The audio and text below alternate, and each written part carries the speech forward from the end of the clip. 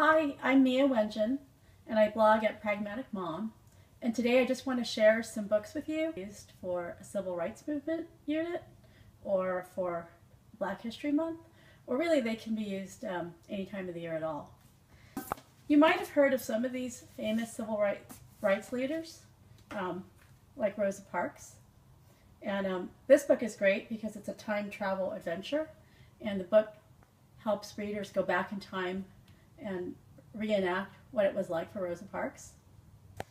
This book is a young adult book about Malcolm X and its icons. And what's really interesting about this book is that it's written by his daughter and also Kekla Magoon. And it's a really interesting look into Malcolm X's life when he was younger. And you can kind of see the different influences on him that made him into the leader that he became.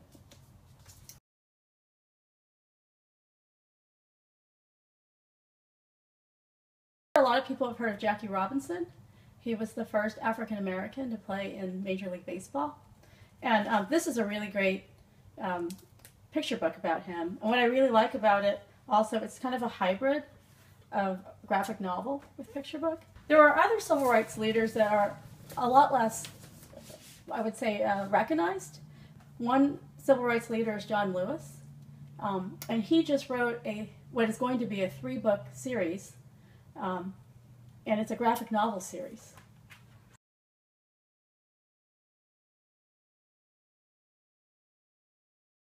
Most of us have never heard of Fannie Lou Hamer. I know I haven't. And this book just came out this past year and won a lot of awards. And what is really amazing is that she was every bit of a civil rights leader as Martin Luther King or Malcolm X, but it's just we've never heard of her. And this picture book tells her story. She had a very powerful and beautiful singing voice, and she performed a lot of the rallies and speeches for the civil rights movement, and